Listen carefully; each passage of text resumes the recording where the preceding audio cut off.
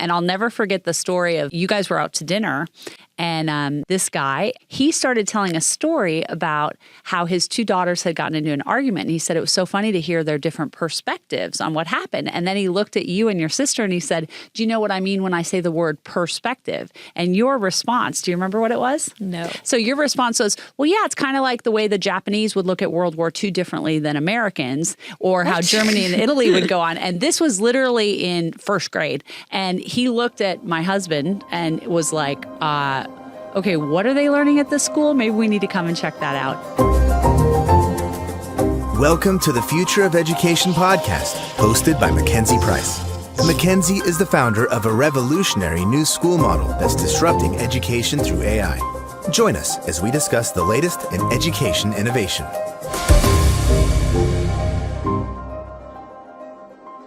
People often ask me what my motivation was for starting schools, and I will tell you there is nothing bigger than a mama bear who wants what's best for her cubs. And today I'm really excited because one of my cubs is here, and I get to interview her on Future of Education. Sloan, thank you for joining me. Thanks for having me. So we did not see each other this morning because I was gone out of the house before you left. We are totally twinning, and you look great. Thank you for being on the Future of Education. You know, I got to interview your sister a couple months ago, and I cried several times. Let's not. I don't know if I'll do that with you here. You've still got a little less than 2 years before you go off to college, so hopefully my sentimental genes are not coming up too much. But I'm really excited to kind of talk a little bit about the history of schooling according to you. So I want to dive right in. Tell me what you remember about your kindergarten year of school. I don't remember much at all about my kindergarten year of school, and probably I think that's because I didn't do much. Yeah, so you were at a traditional school. Yeah. You were going to the local public school that your older sister Peyton was at. She was a second grader. You were kindergarten. So yeah, you don't remember much. You did have a really, really sweet, lovely, wonderful kindergarten teacher. I do remember that. I bet. I just don't really have many memories from then, but I do know that once the switch happened to Alpha, I have a lot more memories because things were very, very unique. Okay, so let's talk about that. So what we did was we started the first school when you were going into first grade. So you spent 1 year at your traditional local school, and then for first grade, you started at this school, the new school that we did. What are your memories of that school? Well, I walked in for the first day of school, and we all sat down in a master bedroom, and there was 8 of us. And So I was it was like, in a this house. is it? It was in a house, and the guide, our original guide, when I would say, "Oh, launch is in the master bedroom," he's like, "Not the master bedroom. It's the launch room." There was no bed in there, but yes, it was the master bedroom. There was of a house. shower and a bathtub, and we would work in there, and we'd go into the garage and watch movies in the garage. We'd go on beanbags and slide them down the stairs. It really just felt like a lot of fun, but I knew that it was a special time. I feel like I was learning a lot, and I can look back at all these videos of me public speaking at 6 or 7, and I realized that that's actually pretty impressive. But at the time, that never felt like a skill or anything special because it was what we did. It was how it worked. Yeah. Well, you know, Sloan, you were one of the people that probably did the majority of recruiting to the school because other like adults and friends of ours would meet you and they'd hear you talking, or they'd see a video that you had done, and they'd be like, okay, whatever's going on at this school is not happening for my kid who's the same age. And I'll never forget the story of one of our family friends. You guys were out to dinner, and it was my husband, your dad, and this guy, and then all of the kids. And he started telling a story about how his two daughters had gotten into an argument. And he said it was so funny to hear their different perspectives on what happened. And then he looked at you and your sister and he said, do you know what I mean when I say the word perspective? And your response, do you remember what it was? No. So your response was, well, yeah, it's kind of like the way the Japanese would look at World War II differently than Americans, or how Germany and Italy would go on. And this was literally in first grade. And he looked at my husband and was like, okay, what are they learning at this school? Maybe we need to come and check that out. But that was just one of many things that you did. Okay, so you were at Alpha starting in first grade. Yeah. What else? What are your like highlights between first grade and the end of middle school? Well, I remember I had a lot of fun with public speaking really is my favorite part. We did it every day so much. I remember we used to do improvised speeches where we would get a random word or topic and then have 1 minute to prepare a speech that we'd give in front of the whole school, which maybe wasn't that many people, but it did feel like a lot up there. And I remember that I gave a speech about purple carrots. And I remember that one of the guides started crying because my speech made them emotional. Really? And I was so proud of myself then. And everyone at the school was so amazing at speaking and at talking to adults and at expressing themselves and their ideas. I did student council. And whenever I was with kids from other schools, like I didn't notice this that much. And I didn't know that it was such a rare skill because it was so ingrained into the curriculum. And so even at times when it felt like, what are we doing? What are we learning? I think that you can see by the way that all the kids grew up that went to Alpha way in the early days that it's sort of maybe not about the skills and content that they were taught, but like the people that they became. Because all my friends and I that have been here for so long, we just have a certain, I would say, boldness in our conversation and in our performance that is really unique. I think bold is very right. Do you remember when you did a talk as Tory Burch? Yes, I do remember this. We gave speeches pretending to be people, which sounds really, honestly, I look back at all that stuff and I'm like impressed with myself. Like, I don't even know if I'd be able to do all that anymore. And the fact that I could do it at 6 or 7 was really cool. And I do remember the one time whenever we were on the phone with our cousins and we thought we'd hung up the phone. And then I started complaining to you about how I was sad that it was summer because that meant I didn't go back to school. And they overheard that and then they sent their kids there too. And I just think that's funny because, I mean, school's harder as you grow up, obviously, but it's very endearing to hear myself talk about it like that once. Well, that's, one of our commitments is that kids will love school. And we survey, do you love school? And would you rather go to school or go on vacation? And that commitment literally came out of the conversation around you guys being sad to miss school during summer break or not wanting to go to Colorado and go skiing because you wanted to stay at school. So you were definitely part of kind of the genesis of where that commitment came from. But the Tory Burch thing, I'll never forget. You were, I don't know if you were first or second grade, but you were giving a speech as if you were Tory Burch. And so you, had to, act and learn how to, take on another persona. So you're speaking in the first person. And then, of course, you had to do a bunch of research on Tory Burch, who's a fashion designer. And then there was Q&A, and you had to basically be enough of an expert that you could take this. And one of the questions that was asked was, what has been the hardest thing for you around building your business? And I don't know if you remember your answer, but your answer was, well, I've been through multiple divorces, and I think dealing with a man who can't handle a strong businesswoman has probably been the hardest thing of managing relationships and business. And we were crying, rolling on the ground, laughing because you, as like a 7 or 8 year old, were saying this so confidently and boldly talking about like marriage struggles that were going on. And it was such a cool thing. No, you were great. And you really crushed your academics throughout that whole kind of experience. But then, and this is where I think it gets really interesting, in like the middle of 8th grade, we started talking about high school and what we were going to do. And one of the things that I had done with your older sister was said, okay, in 8th grade, let's reevaluate and let's see if you want to continue on at Alpha or if you want to look at going to the traditional public school again. And tell me about what happened and what you decided.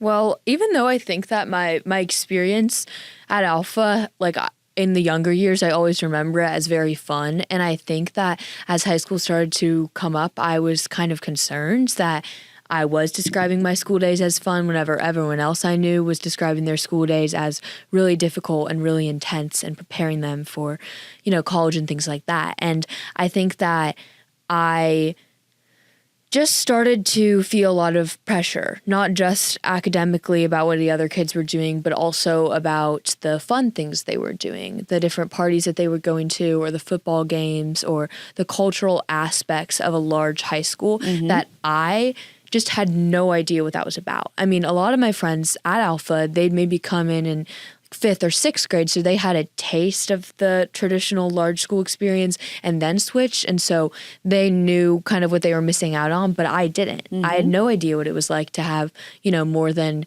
10 friends.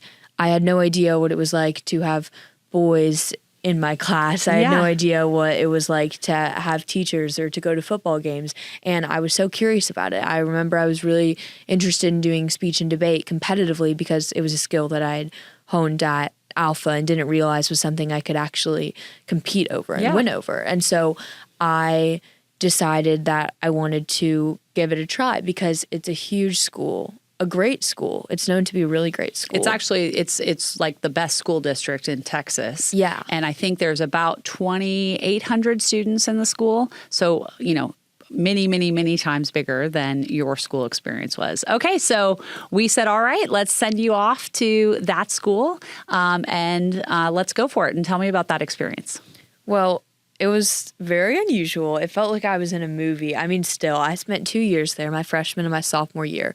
And I think even on my last days in that school, every time I'd walk into a classroom and sit down at my large rows of desks, I still felt like I was in High School Musical or something like that because it was really funny how it worked. Like, really, I think that the movies were true in a lot of ways. I mean, the big football games and the big classrooms and the boring lectures and the hours of homework, like all the good aspects of it were true and all of the hard aspects of it were true too. So let's talk about the good aspects of your 2 years that you spent at that school. What were the good aspects? I think speech and debate was great. Like I expected it would be. I had so much fun competing with the team. I enjoyed that. And I think in general, like that community was nice. I built a good group of friends. However, I didn't actually take advantage of the cultural positives of the experience because I quickly realized that that just wasn't what I was about. Like, I think that you kind of fall into one of two roles whenever you enter a high school like that. The first one is you're going to kind of be a socialite and you're going to focus on having fun in those ways, and you're going to focus on boys and football games and parties and things like that. And I know those people have a lot of fun. So I totally get it. Do you think they're really having fun? I think so. I mean, I think that there's obviously downsides to every lifestyle because in the other sector that I kind of fell into, which was more the nerd sector, you could say. I mean, that's embarrassing to say, but it's true, We spent all of our time doing homework and we didn't go to football games. We didn't go to parties or anything like that. But we weren't all that happy too. Like, I think there's an element of like, oh, we're on this good track and other people aren't. But in reality is we were still, at the end of the day, doing the same homework that everyone else was. And we still were taking the same tests. And even if we spent a lot more time studying and they spent that time differently, like none of us were really using our time that productively in the end. And that was interesting to me because I was kind of proud to have this role as like a really smart, hardworking kid, and it made me really excited. But whenever I looked back after the year and realized what had I done with that, it was more like, oh, I got 98s on tests that other kids would get 90s on. And that was really interesting to me because even though those 8 points, like I fought so hard for them, I spent all night, I cried over them. I think I had like full-on anxiety attacks in every single class. And I remember it was kind of my joke with my teachers. I was like, every teacher will see me break down once per semester. And so if it hadn't happened yet, I would be like, this might be the day. And it did happen without fail once per semester in every single class. I would, in math class, I remember if I had a few minutes left on the test and I didn't feel like I was going to finish the bonus questions, I would literally start shaking and crying. And it was so stressful because the school was very, very competitive at the top. And there was a huge culture of academic dishonesty and cheating. Did you ever cheat? I sure did. Not as much as others, but definitely more than I should have. And I do regret that. But I think it was the game that everyone played. And I noticed that as things got harder in the end of sophomore year, I started to do it more. And then I was thinking, isn't junior year supposed to be the hard year? Because I was going down a bad path, and I realized that if I was willing to do the occasional peak at the end of my sophomore year, things were only going to go downhill from there. And so I had to get out as fast as I could.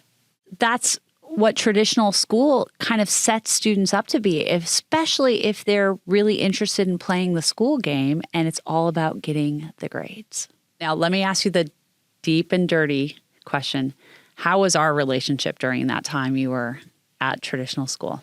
It wasn't at its best, I would say, just because we were doing two different things, and we are both very strong women who have a lot of faith in their beliefs. And I think that I was there, and so I was trying to maximize my time there, and I was trying to do the best I could. And even though there were parts of me that were thinking, oh, I might be missing out on what Alpha High School was kind of turning into, because it experienced so much growth, even between like the year that I left and then my freshman year. Yeah. Like things started to change. There was much more structure. And that was my biggest issue, is that even though I was naturally smart and that was good enough to get in my high percentiles, which is one of Alpha's main goals, there wasn't enough structure. And so I didn't really do things that I didn't want to, which included something like math, for example. Yeah. And so I sought out that structure, and I found that structure at the traditional school where I had to do my math or I'd fail the test.